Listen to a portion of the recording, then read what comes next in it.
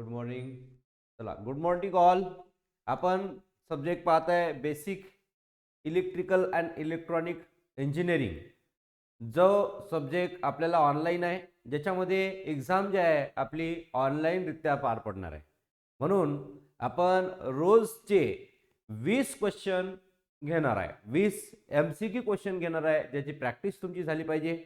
आणि मी पहिले सांगितलं की पूर्व या ऑनलाईन असल्यामुळे आपलं जसं बेसिक सायन्सवर दुर्लक्ष झालं होतं, तसंच basic electronics and electrical basic electrical and electronic engineering जो हा सब्जेक्ट आहे, याच्यावरती पण दुर्लक्ष होते आणि तुमचे पर्सेंटेज घसरतात. म्हणून तुमचे जर पर्सेंटेज वाढायचं असेल तर या विषयाकडे पण लक्ष द्यावं लागतं.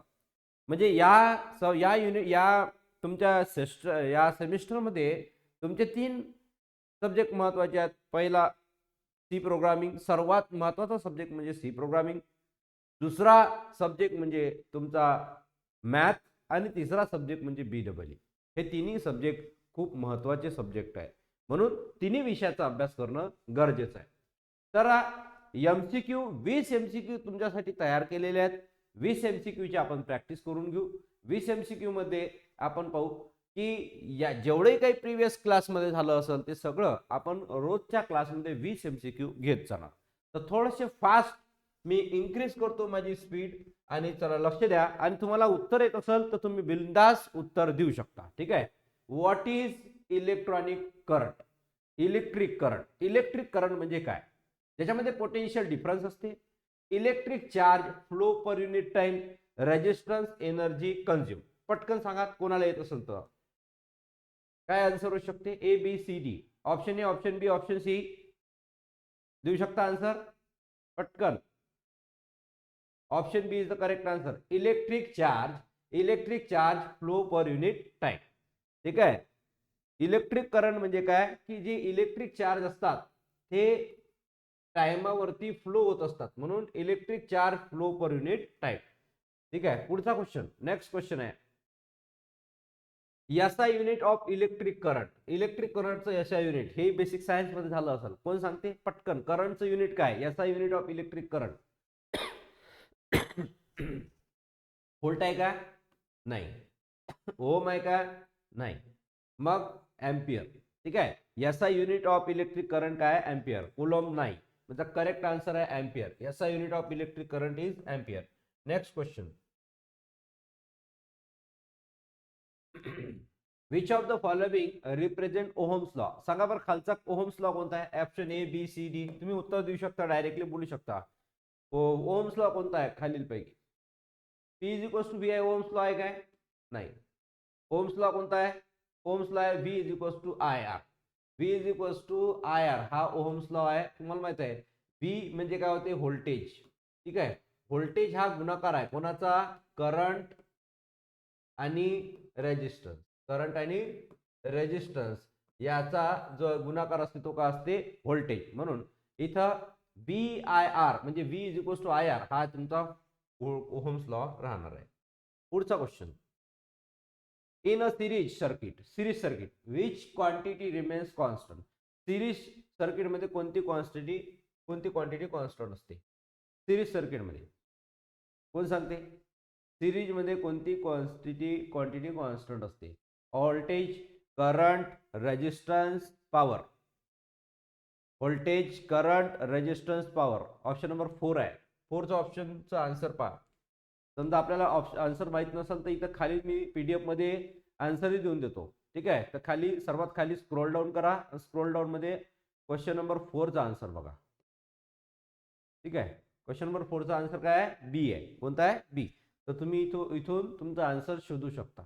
हे अशीच PDF असली पाहिजे जेणेकरून तुमची प्रॅक्टिस होणार. हे सर्वात महत्वाचं आहे. PDF अशी असणं गरजेचं आहे. ठीक आहे. तर ऑप्शन नंबर बी, 4चा आन्सर काय आहे? बी आहे. तर बघा बी म्हणजे काय होते? करंट. ठीक आहे. आता ते मलाही माहित होतं पण मी शुअर नव्हतो. ठीक आहे. तर जेव्हाही रेजिस्टन्स सर्किटमध्ये असते, रेजिस्टन्स सर्किटमध्ये सिरीजमध्ये असते, तेव्हा काय कॉन्स्टंट? सिरीज सर्किटचा अर्थ तुम्हाला माहित आहे. समजा हा लाईट आहे, काल आपण रेजिस्टन्स घेतला, हा रेजिस्टन्स एक, हा रेजिस्टन्स, हे सिरीज झालं. लाईटची गोष्ट केली तर हा एक लाईट घेतला होता आपण, हा एक लाईट घेतला होता, ते सिरीज मध्ये झाली.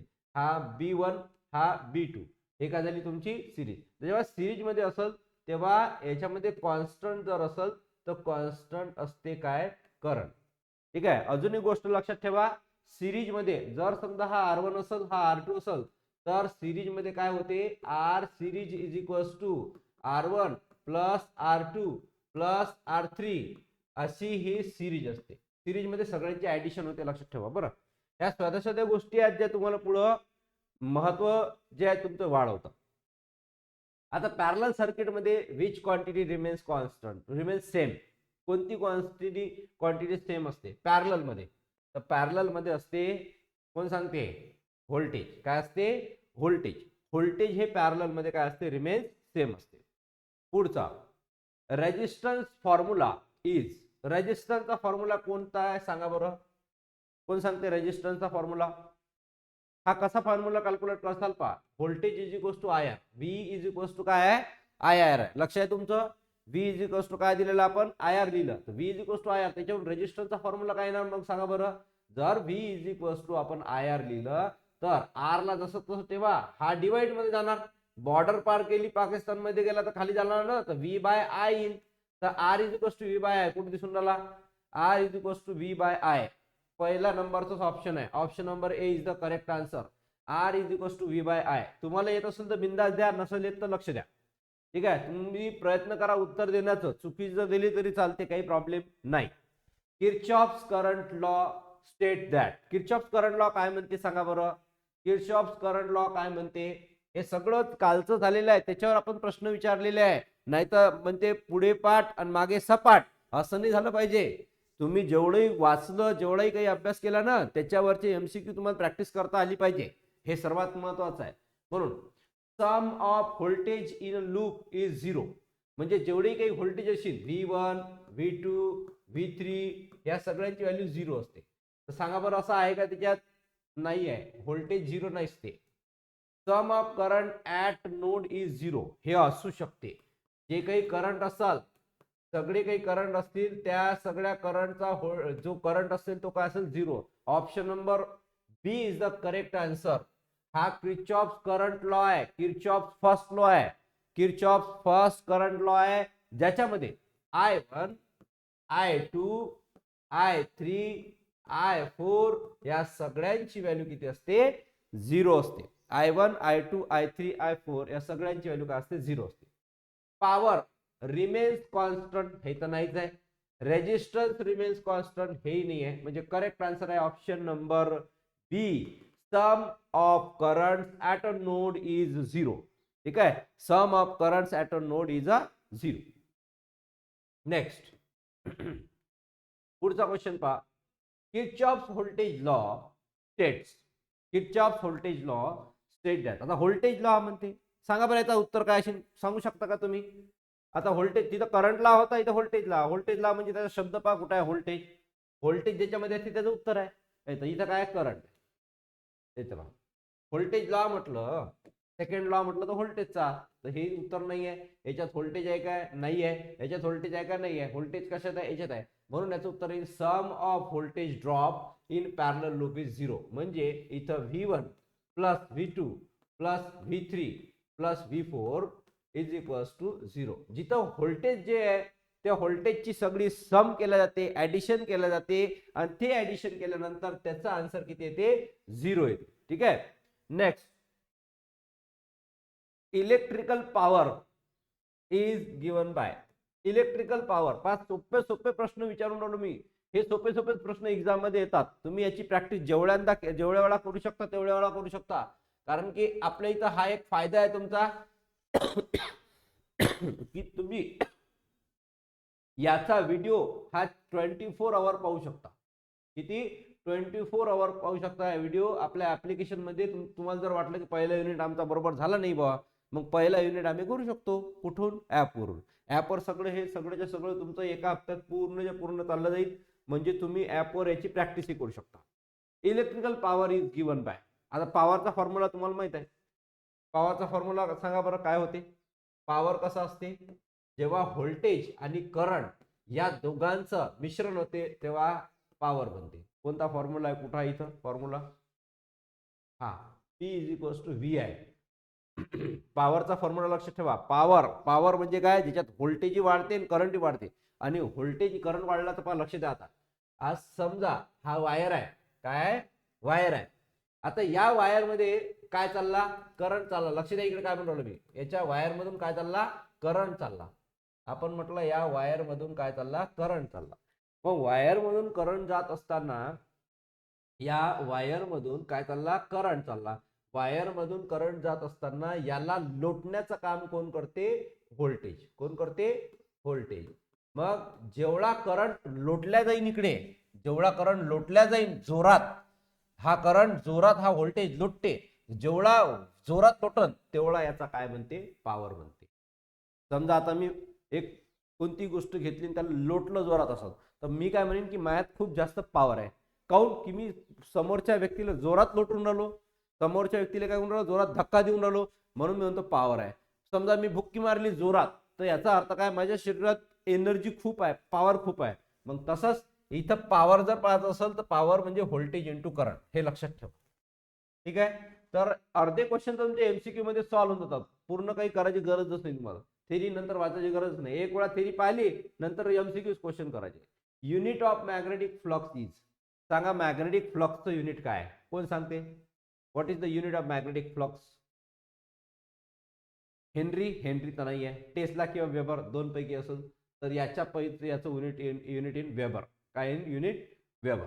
ठीक आहे, याचं युनिट काय इन वेबर. पुढचा flux density, B is equals to flux density. Flux डेन्सिटीचा जो फॉर्म्युला आहे तो आहे B phi upon area. Phi upon area हा फ्लक्स डेन्सिटीचा फॉर्म्युला आहे. समजा तुम्हाला कन्फ्युजन असेल तर इथून 11 नंबरवरून इथं जायचं आणि इथं पाहायचं. याचा आन्सर 11 नंबरचा आन्सर. ठीक आहे, आन्सर शीट तुमच्या समोर दिलेलं आहे, तर तुम्ही पाहू शकता 11 नंबरचा आन्सर. 11 नंबरचा ऑप्शन आहे बी. 11 नंबरचा ऑप्शन काय आहे, बी. तर लक्ष द्या. रिपीट पाहू आपण. 11 नंबर इथे घेतला आपण 11 नंबर. 11 नंबरचा ऑप्शन बीच आहे, जे मी तुम्हाला सांगितलं है ना, क्यू पाय अपॉन एरिया. कसं आहे, काही काही गोष्टी काल ज्या झाल्या नसतात ना, काही काही जण काय लेक्चर नसेल तर त्यांचं इथं क्लिअर होऊन जाते. फोर्स फाय जो आहे तो साय अपॉन एरिया आहे. याला आपण डेन्सिटी म्हणतो. काय म्हणतो? डेन्सिटी. किती एरियामध्ये किती फ्लक्स पसरलेला आहे त्याला आपण म्हणतो डेन्सिटी. मॅग्नेटोमोटिव्ह फोर्स म्हणजे एमएमएफ. एमएमएफ म्हणजे काय होते, काल सांगितलं तुम्हाला. पहा, एमएमएफ म्हणजे हा एमएमएफ कसं एमएमएफ हा कोणाच्या बरोबर असते माहिती आहे का? व्होल्टेजच्या. व्होल्टेज आणि एमएमएफ एकच असते. व्होल्टेज आणि एमएमएफ काय असते, एकच असते. व्होल्टेजचा फॉर्म्युला काय तुम्हाला माहिती आहे? What is the formula of voltage? व्होल्टेजचा फॉर्म्युला काय? V is equals to I R current into resistance. ठीक आहे, तर ज्याच्यामध्ये असं असेल तो आपला फॉर्म्युला. म्हणजे एमएमएफ जो आहे मल्टिप्लिकेशन कुठे दिसून राहिलं, इथं. हा आहे तुमचा फॉर्म्युला, एन आहे. एमएमएफ म्हणजे नंबर ऑफ टर्म. एन म्हणजे पहा MMF is equals to number of term म्हणजे एन आहे इंटू करंट. लक्षात ठेवा, एमएमएफ म्हणजे काय होते, number of terms into current. समजा हा तुमचा काय कॉईल आहे किंवा मॅग्नेट आहे. या मॅग्नेटमध्ये जेवढ्या नंबर ऑफ टर्म असेल, ठीक आहे, जेवढ्या नंबर ऑफ टर्म असेल तर त्या 1 2 3 4 5 6, तर हे झाले 6 नंबर ऑफ टर्म्स म्हणजे त्याच्यावर गुंडाळलेले आहे. ठीक आहे. करंट समजा याच्यामध्ये 5 एम्पियर करंट असेल. किती? 5 एम्पियर करंट असेल तर हा आला 5, तर 5 का किती झाले 30, तर 30 एमएमएफ झाला. काय झाला? 30 एमएमएफ. ठीक आहे, तर एमएमएफ हा कोणासारखं काम करते? व्होल्टेज सारखं काम करते. म्हणजे याच्यातून करंट लोटण्याचं काम करते. मॅग्नेटमधून करंट लोटण्याचं काम कोण करते? एमएमएफ. कोण करते? एमएमएफ. हे लक्षात ठेवा. तर एमएमएफ हा जो आहे हा मॅग्नेटोमोटिव्ह फोर्स आहे. याचा फुल फॉर्म पण लक्षात ठेवा. Magnetomotive force. एमएमएफ म्हणजे काय होते? Magnetomotive force. हा जो आहे याचा फॉर्म्युला एन आय म्हणजे नंबर ऑफ टर्म्स त्याच्यातला, आणि आय म्हणजे होते करंट. ओके, पुढचा रिलक्टन्स. आता रिलक्टन्स हा कोणाशी रिलेटेड आहे? पहा, एमएमएफ म्हणजे व्होल्टेज. एमएमएफ म्हणजे काय होते? व्होल्टेज सारखा. आपलं जसं व्होल्टेज असते तसंच हा मॅग्नेटचा व्होल्टेज आहे. कोणाचा? मॅग्नेटचा. रिलॅक्टन्स, रिलॅक्टन्स जो आहे हा दुसरा भाऊ आहे कोणाचा, रिलॅक्टन्स कोणाचा आहे, रेजिस्टन्सचा. कोणाचा, रेजिस्टन्सचा. रेजिस्टन्सचं काम काय, विरोध करण्याचं, अपोज करण्याचं. काय करण्याचं, अपोज करते. अपोज म्हणजे विरोध करते. समजा एका मॉलमध्ये लोक जात असले तर तिथे एक बॉडीगार्ड असते, तो बॉडीगार्ड थांबवते, विरोध करते. काय म्हणते, तुमच्यापाशी जर बॅग काही साहित्य असेल पूर्ण चेकिंग करते तर ते बाहेर फेका म्हणते आणि तुम्ही एकटे अंदर या. मग तो जो विरोध करणारा असते तो रेजिस्टन्स असते. हा कोण असते, रेजिस्टन्स. यार हा जो रेजिस्टन्स असते हा करंटच्या बाबतीत असते, पण हा जो असते तो मॅग्नेटच्या बाबतीत असते. मॅग्नेट मध्ये रेजिस्टन्स जर असेल तर रिलॅक्टन्स म्हणतो. ठीक आहे, reluctance of magnetic material. Reluctance magnetic material म्हणजे काय, मॅग्नेटचा जो फोर्स असते त्याला थांबवण्याचं काम कोण करते, रिलॅक्टन्स करते. कोण करते, रिलॅक्टन्स करते. मग रिलॅक्टन्सचा फॉर्म्युला काय, तर ह्या जर माहित करायचा असेल तर रेजिस्टन्सचा फॉर्म्युला माहित पाहिजे. तर रेजिस्टन्सचा फॉर्म्युला कसा माहित पडत, तर ओम्स लॉ पाठ करा. V is equals to I R, तर voltage upon current is equals to R. ठीक आहे, voltage upon current is equals to R. आता पहा व्ही म्हणजे काय होते, ईएमएफ. व्ही म्हणजे काय होते, ईएमएफ. आता सांगितलं तुम्हाला अपॉन करंट, करंट म्हणजे माहित नाही आपल्याला, इज इक्वल्स टू रिलॅक्टन्स. ईएमएफचा फॉर्म्युला एन आय. ईएमएफचा फॉर्म्युला काय, N I upon something, N I upon something. तर इथं पहा हा एन आय नाही आहे, हाही एन आय नाही आहे, हाही एन आय नाही आहे, एन आय अपॉन साय. एन आय अपॉन साय इज इक्वल्स टू रिलॅक्टन्स. पाठ माझ्याही नाही आहे, पाठ माझ्याही नाही आहे, मी रिलेट करून राहिलो आणि तिचा आन्सर काढून राहिलो. मग असंच तुम्हाला लक्षात ठेवायचं आहे, रट्टा मारायचंच नाही आहे याच्यामध्ये. रट्टा मारसाल तर एमसीक्यू सॉल्व्ह होत नाही, हे लक्षात ठेवा. बरेचसे पोरं बम वाचून जातात, बम रट्टे मारतात, बम रट्टे मारतात. रट्टा मारायची गरज नाही. वाचा, जेवढं 2-3 वेळा वाचताना ऑटोमॅटिक तुमच्या दिमागामध्ये ते टेक्निक तयार होऊन जाते. हा हा याचा आन्सर तसा आहे, ऍझम्पशन तुमचं चांगलं होते. ठीक आहे, तर एन आय अपॉन साय हे याचा आन्सर. आपण काय करतो, एमसीक्यू मध्ये आपली मेंटॅलिटी सेट होऊन जाते. ऑनलाईनच एक्झाम आहे, आपण अभ्यास करत नाही आणि तिथंच पोरांचे पर्सेंटेज घसरतात. आता बेस्ट एक्झाम्पल मी तुम्हाला सांगतो, तुम्ही स्वतःच एक्झाम दिलेली आहे आणि सांगा बेसिक सायन्सचा कोणाला 100 आउट ऑफ 100 भेटले, असं कोण आहे तुमच्यापैकी? किंवा पहा तुम्ही सगळ्या विद्यार्थ्यांना विचारा मार्क्स या बेसिक सायन्स मध्ये किती भेटले. बेसिक सायन्स मध्ये मार्क्स तुमचे कमीच येणार, कारण की त्या विषयाकडे लक्ष देत नाही, तोच विषय तुमचे पर्सेंटेज घसरवते. म्हणून त्यासारखाच विषय हा आहे बेसिक इलेक्ट्रिकल अँड इलेक्ट्रॉनिक्स, याची पण एमसीक्यू एक्झाम राहणार आहे. ठीक आहे, ऑनलाईन. जे सत्य आहे तेच मी विद्यार्थ्याला सांगतो, चुकीचं बिलकुलही सांगणार नाही. हायर परमॅबिलिटी रिझल्ट इज, जर समजा परमॅबिलिटी जास्त असेल तर त्याचं काय जास्त असते, लोअर रिलॅक्टन्स असते, लोअर फ्लक्स असते, हायर रेजिस्टन्स असते, हायर रिलॅक्टन्स असते. क्वेश्चन नंबर 14, क्वेश्चन नंबर 14 चा आन्सर पहा.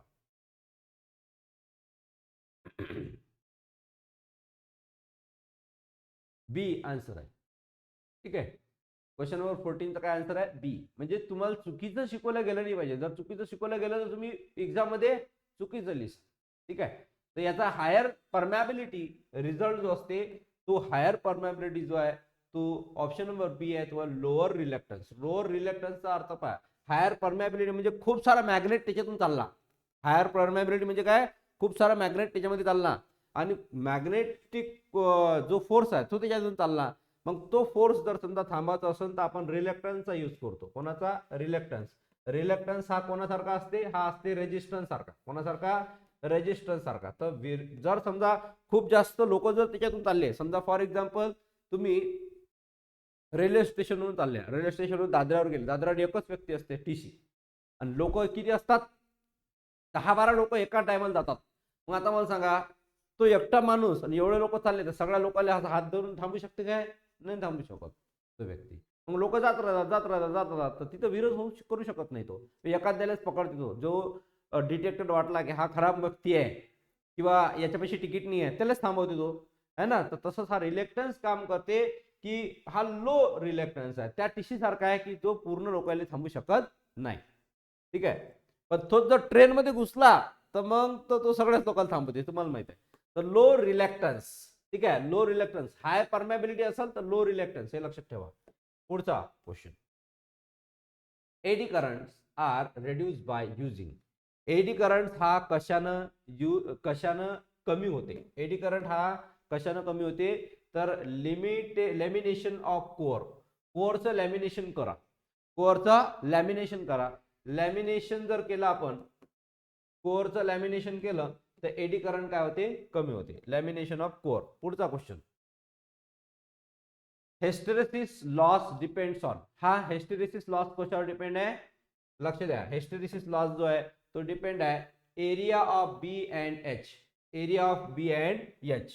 ठीक आहे, जो बीएच लूप असेल त्याचा एरियावरती हिस्टेरेसिस लॉस डिपेंड असते.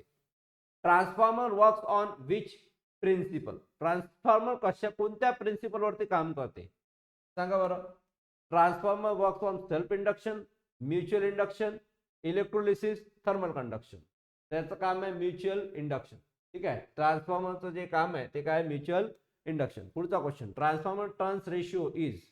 ट्रान्सफॉर्मर टर्न्स रेशिओ काय आहे कोण सांगते. Transformer turns ratio question number किती आहे 18. क्वेश्चन नंबर 18, 19 आणि 20 हे सगळे इथे दिलेले आहे.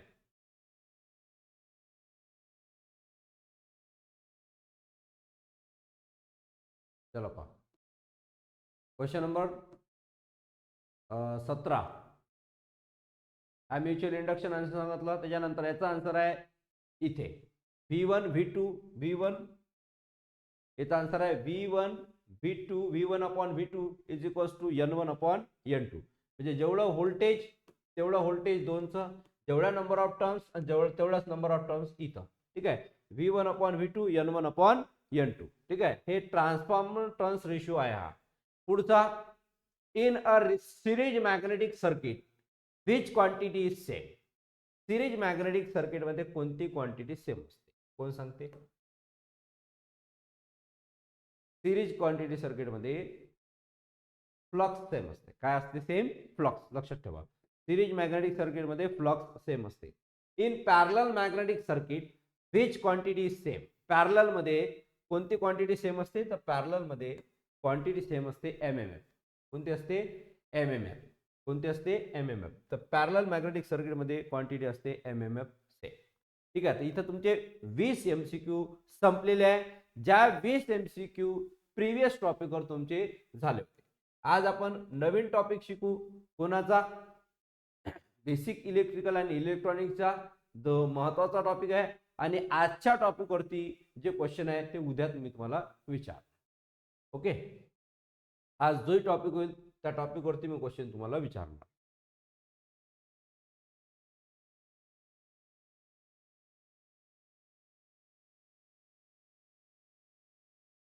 चला, तर प्रिव्हियस टॉपिक मध्ये आपण काही गोष्टी शिकून घेतल्या आहे. हे पीडीएफ तुम्हाला मी ग्रुपवर टाकलेली आहे. ठीक आहे, जशी जशी हे पीडीएफ होत जाईल तसं तसं मी तुम्हाला ग्रुपवर हे टाकत जाईल. ओके,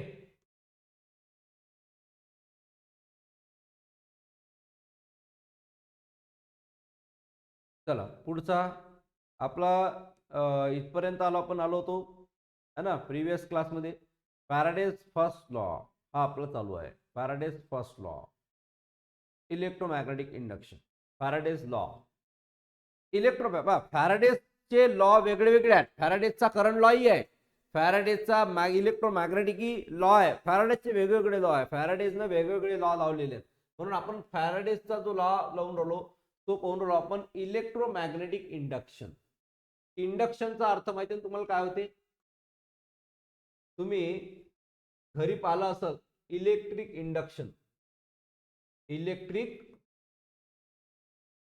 इंडक्शन, इलेक्ट्रिक इंडक्शन तुम्हाला माहिती आहे की आपल्या घरी जो इलेक्ट्रिसिटी करंट येते तो इलेक्ट्रिक करंट या इंडक्शन वर लावला जाते आणि हे हीट होते आणि त्याच्यामुळे आपण याच्यावर काय बनवू शकतो जेवण बनवू शकतो. हा झाला इंडक्शन. पण हा इलेक्ट्रोमॅग्नेटिक आहे म्हणजे इलेक्ट्रिसिटी पण आहे आणि सोबत मॅग्नेट पण आहे.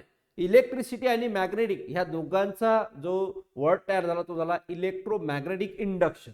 म्हणजे इलेक्ट्रोमॅग्नेटिक इंडक्शन जो आहे याचा फर्स्ट फॅराडेज लॉ आहे. आणि जे आपण घरी यूज करतो इंडक्शन, ते इंडक्शन पहा तुम्ही, ते इंडक्शन जे असते आपल्या घरी, जे आपण इलेक्ट्रिक इंडक्शन वापरतो आपल्या घरी, चूल जे असते इलेक्ट्रिकची असते, त्याच्यावर हात जरी ठेवला ना तुम्ही तुमचा हात जळणार नाही. हे सत्य आहे, तुम्ही करून पहा. नाही तर त्याच्यावर हात जळला हात ठेवणार नाही, म्हणजे हात ठेवला तर हात जळणार नाही. पण तो स्पेशल गंज असते, त्याचा स्पेशल तावा असते, तो जर ठेवला तर तो गरम होते, तो गरम होते.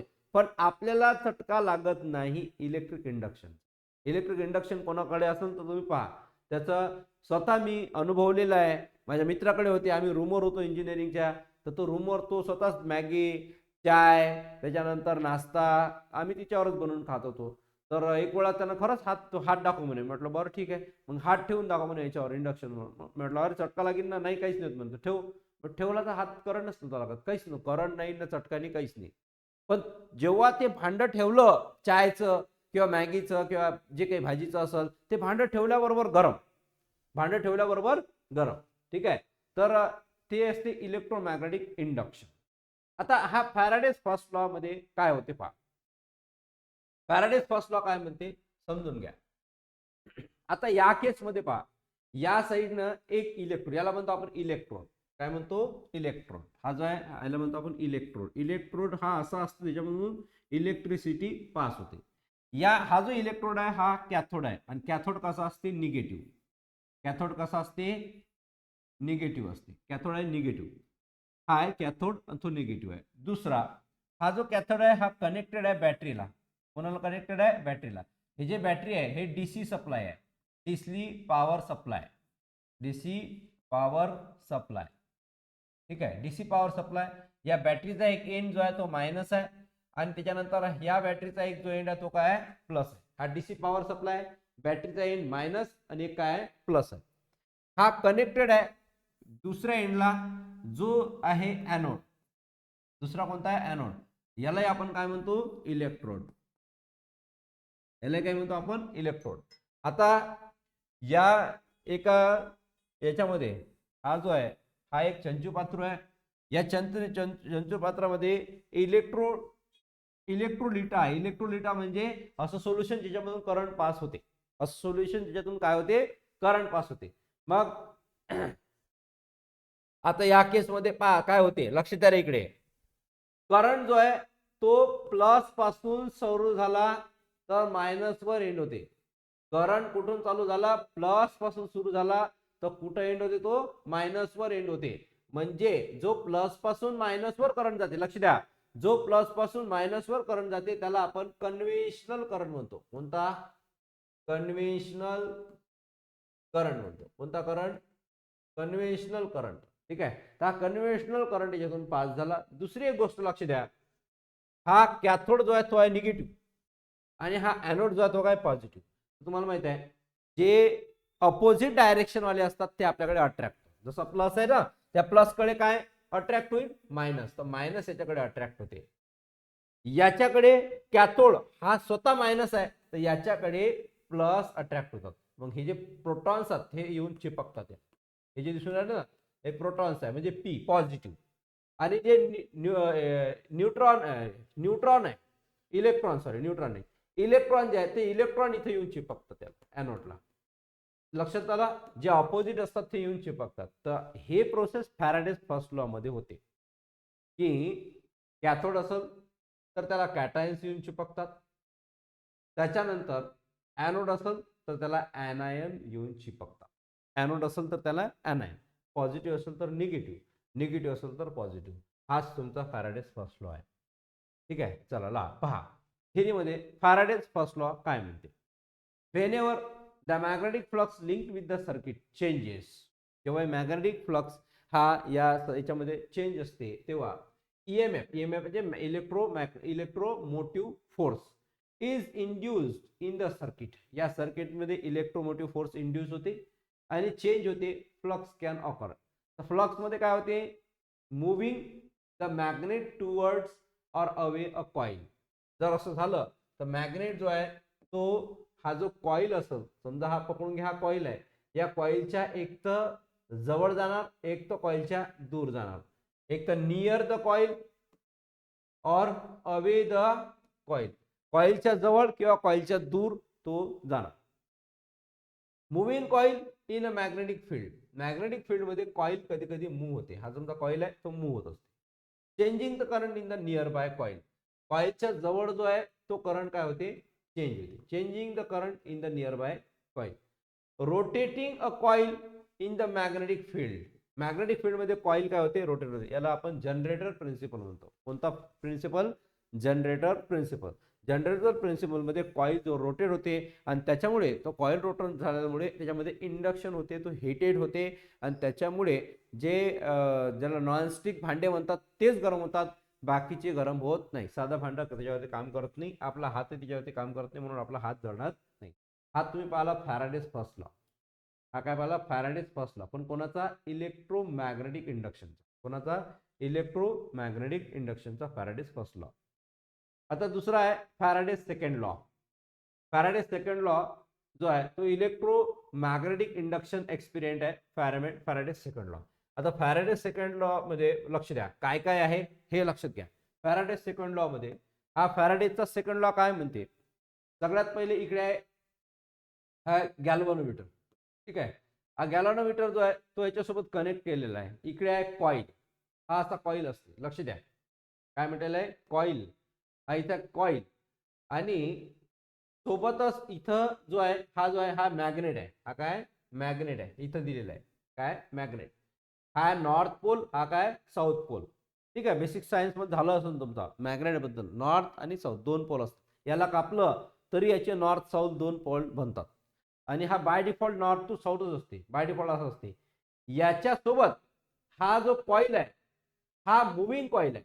कोणता कॉईल आहे? मुव्हिंग. मुव्हिंग म्हणजे फिरून राहिला आहे. कॉईल कसा आहे? फिरून राहिला, चक्कर मारून राहिला. तर हा जो मुव्हिंग कॉईल आहे हा याच्यासोबत आपण जोडला. Moving coil is connected to the magnet. तर हा मुव्हिंग कॉईल जेव्हा आपण मॅग्नेट सोबत कनेक्ट केला तर मॅग्नेट सोबत कनेक्ट केल्यानंतर हा जो आहे एन आणि एस हे जे मॅग्नेट आहे या मॅग्नेटला एका एन एस म्हणजे नॉर्थ पोलला, नॉर्थ म्हणजे निगेटिव्ह पकडून घ्या, तर नॉर्थ पोलला एक कॉईलचा एंड लावला. ठीक आहे. या वायरचा एक लावला आणि एक साऊथचा जातो या गॅल्व्हनोमीटर लावला. हा इथं रिडिंग देते. काय दाखवते? रिडिंग दाखवते. तर हा सेकंड लॉ काय करते? सेकंड लॉचं असं म्हणणं आहे की जेव्हा आपण हा कॉईल याच्यासोबत कनेक्ट करतो तर तेव्हा पहिला जो आहे तो नॉर्थला लावतो, दुसरा काय लावतो आपण? साऊथला लावतो. ठीक आहे. आता या सेकंड लॉ काय म्हणते पहा. The magnitude of the induced EMF is directly proportional to the rate of change of magnetic flux linked with the circuit.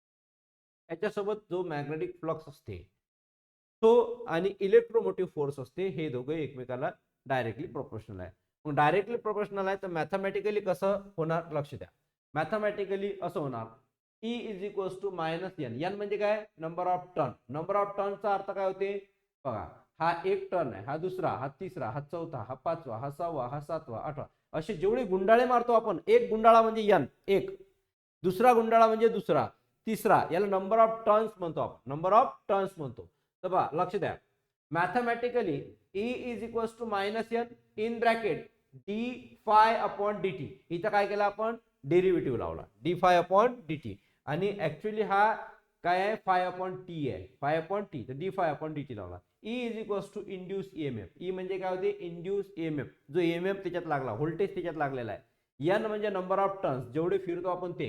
F five म्हणजे मॅग्नेटिक फ्लक्स. मॅग्नेटिक फ्लक्स म्हणजे जेवढे मॅग्नेटचे वेव्ह त्याच्यातून जातात त्याला आपण म्हणतो मॅग्नेटिक फ्लक्स. ठीक आहे. तर फॉर्म्युला लक्षात ठेवा. D phi upon d psi upon d t rate of change of magnetic flux. याला म्हणतो आपण rate of change of magnetic. Time change झाला मॅग्नेटिक फ्लक्स कमी जास्त होते. टाइम चेंज झाला मॅग्नेटिक फ्लक्स कमी जास्त होते. तर लक्ष द्या. The negative sign indicate Lenz law. The negative sign indicate that. हा कोणता लॉ आहे? लेन्स लॉ आहे. निगेटिव्ह साइन आहे का याच्यात? यस, हा निगेटिव्ह साइन आहे याच्यात, म्हणून याला आपण काय म्हणतो? Lens law. हा आहे तुमचा फॅराडेज सेकंड लॉ. तर फॅराडेज सेकंड लॉ मध्ये आपण पाहिलं की जेव्हा मॅग्नेटोमोटिव्ह फोर्स त्याच्यामध्ये असते तेव्हा हा फॉर्म्युला जनरेट होते. हा जो इंड्युस्ड ईएमएफ आहे, हा इंड्युस्ड ईएमएफ डायरेक्टली प्रोपोर्शनल असते नंबर ऑफ टर्न्सला आणि इथं rate of change of flux म्हटलेल्या पर युनिट टाइम. तर हा तुमचा फॅराडेज फर्स्ट लॉ आणि सेकंड लॉ झाला. फॅराडेज फर्स्ट लॉ आणि सेकंड लॉ समजला? काही प्रॉब्लेम कोणाला? चला, आजचा शेवटचा टॉपिक आपण पाहतो पण ते लेन्स लॉ आणि फ्लेमिंग राईट हँड रूल्स. जर होत असेल तर फ्लेमिंग राईट हँड रूल्स पाहू. तुम्हाला नाही वाटत फ्लेमिंग राईट हँड रूल जो आहे तो आपण उद्या पाहू, पण जस्ट आपण आता काय घेऊ? लेन्स लॉ पाहून घेऊ. Lens law. लेन्स लॉ काय म्हणते? तर लेन्स लॉ आपला इथूनच सुरुवात झाला की जेव्हा ईएमएफ इंड्यूस होते तेव्हा हे नंबर ऑफ टर्न्स काय होतात, मायनस होतात. म्हणजे मायनसचा साईन लावते म्हणजे काय झाला, लेन्स लॉ झाला. ठीक आहे, तर लेन्स लॉ काय म्हणते,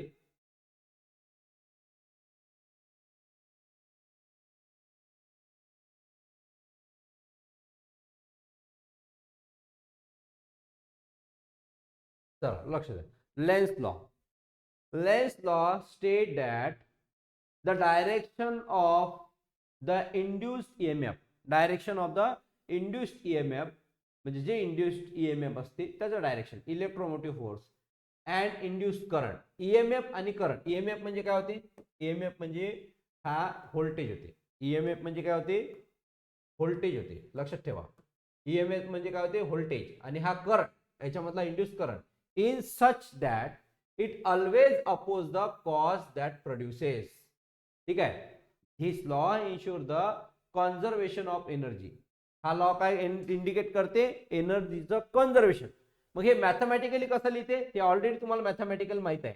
E is equals to minus N, ठीक आहे, in bracket d phi upon d t. हे ऑलरेडी झालेले इक्वेशन आहे. हा फॅराडेज फर्स्ट लॉ आहे, हा फॅराडेज सेकंड लॉ आहे. लक्षात ठेवा, फॅराडेज सेकंड लॉ काय आहे, E is equals to minus N bracket d phi upon d t. हे लक्षात ठेवा, फॅराडेज सेकंड लॉ. हे उद्या विचारणार मी क्वेश्चन. ठीक आहे, झाला. फॅराडेज सेकंड लॉ मध्ये इथं मायनस जो असते तोच तुमचा लेन्स लॉ असते.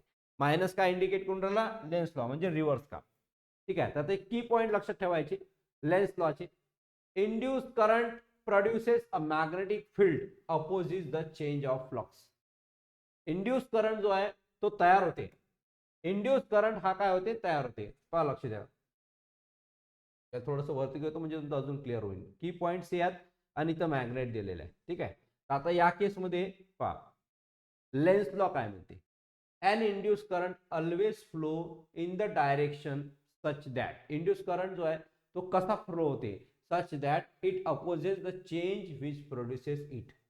आता इथं पहा, या डायग्राम मध्ये तुम्हाला काय दिसून राहिलं, या डायग्राम मध्ये एक द कॉइल रिपल्सेस द मॅग्नेट. हा जो कॉइल आहे, हा कॉइल इथून असा घेतलेला आहे आपण. ठीक आहे, हा कॉइल आहे, तारेचा हा कॉइल. हा जो आहे या साईडनं, आता जर पाहिलं आपण या कॉइल मध्ये, आपण काय केला, हा मॅग्नेट जो आहे तो, हा जो मॅग्नेट आहे, हा मॅग्नेट याच्यात दाखवला आपण. ठीक आहे, हा मॅग्नेट जो आहे तो आपण याच्यात टाकला. मॅग्नेटचा हा साऊथ पोल आहे, हा नॉर्थ पोल आहे. तर इकडे नॉर्थ आहे. आता पाहिजे, हा मॅग्नेट जसा टाकला तर मॅग्नेट पहिले नॉर्थ घेतला, इकडे साऊथ घेतला, पण इथं काय केलं, चेंज केलं, इकडे नॉर्थ आला आणि इकडे साऊथ आला. ठीक आहे, परत काय झालं, रिपल्शन केलं, काय केलं, रिपल्शन, उलटा झाला तो. पहिले आपण तर सरळ टाकलं असं, तर सरळ टाकल्यानंतर या कॉइल मध्ये आपण जेव्हा चेक केलं तर गॅल्व्हॅनोमीटर वाढला. याचा अर्थ यानं काय केलं, हा जो सरळ होता त्याला रिव्हर्स केलं, रिपल्स केलं, उलट केलं. तर कॉइल रिपल्सेस द मॅग्नेट. हा जो कॉइल आहे ना, या कॉइल मधून इलेक्ट्रिक करंट पास केला आपण, पण त्यावेळेस मॅग्नेट याच्यात सोडला. तर मॅग्नेट सोडल्यानंतर मॅग्नेट कसं सोडला, यस आणि एन असा सरळ झाला पाहिजे होता, तो मॅग्नेट उलटा झाला आणि याच्यात गेला. म्हणजे काय, when the n pole of the magnet is move, n pole जेव्हा आपण या मॅग्नेटचा कॉइल मध्ये मूव्ह केला तेव्हा टुवर्ड द कॉइल, या कॉइल कडे सोडला, end of the coil becomes n pole. हा जेव्हा मूव्ह केला तर हा यस इकडे यस जो आहे तो n जो आहे, n इकडे आला पाहिजे होता आणि यस इकडे आला पाहिजे होता, पण तसं नाही. हा इथं झाला आणि यस इकडे पलटवला. हे इथं या केसमध्ये. आता या केसमध्ये पहा, या केसमध्ये सेम, या केसमध्ये काय केलं, the coil attract the magnet. या केसमध्ये या कॉइलनं मॅग्नेटला अट्रॅक्ट केलं, इथं रिपल्स केलं. रिपल्स म्हणजे उलट केलं, लोटलं, म्हणजे बाहेर फेकून राहिला. हा काय करून राहिला, बाहेर फेकून राहिला. इथं अट्रॅक्ट केलं, अट्रॅक्ट म्हणजे वळून आला. तर मग हा ज्या कॉइल आहे याच्यात इलेक्ट्रिक करंट आहे. तर जेव्हा हा जो मॅग्नेटचा कॉइल घेतला, यस आणि एन, लक्ष द्या इकडे, यस आणि एन, साऊथ आणि नॉर्थ पोल. तर हा साऊथ आणि नॉर्थ पोल, साऊथ आणि नॉर्थ पोल, तर साऊथ आणि साऊथ, साऊथ साऊथ, आणि हा नॉर्थ नॉर्थ, हा इकडे आला, म्हणजे यानं काय केलं, अट्रॅक्ट केलं. पहा, when the N pole of the magnet is moved, कोणता, एन पोल. एन पोल जेव्हा आपण मूव्ह केला याच्याकडे, away from the coil, end of the coil becomes S pole. याचा end of the coil becomes काय झाला, यस पोल. तर इथं या केसमध्ये अट्रॅक्ट झाला, या केसमध्ये काय झाला, रिपल्स. रिपल्स म्हणजे दूर लुटणे, अट्रॅक्ट म्हणजे जवळ करणे. हा झाला तुमचा लॉ. आता वाचा, an induced current always flow in the direction such that induced current हा डायरेक्शन मध्ये फ्लो होते कसा it oppose the change which produce it हा डायरेक्टली जिथं चेंज करायचं तिथं चेंज करते रिपल्शन करायचं असेल तर डायरेक्ट मॅग्नेटचं रिपल्शन करते अट्रॅक्शन करायचं असेल तर डायरेक्ट मॅग्नेटचं काय करते अट्रॅक्शन करते आता फ्लेमिंगचा राईट हँड रूल जो आहे तो आपण पुढच्या क्लासमध्ये पाहू तो तुम्ही ऑलरेडी झालेला असेल तुमच्या दहावीमध्ये तरी आपण फ्लेमिंगचा राईट हँड रूल पुढच्या क्लासमध्ये पाहू आजच्या क्लासमध्ये आपण लेन्स लॉ पर्यंत पाहिलं याच्यावर आधारित जे एमसीक्यू क्वेश्चन असतात मी तुम्हाला टाकलेले आहे ते ग्रुपवर सुद्धा टाकतो तुमची प्रॅक्टिस त्याची झाली पाहिजे ठीक आहे आजच्यासाठी एवढंच आपण इथंच थांबू आणि काही प्रॉब्लेम असेल तर तुम्ही विचारा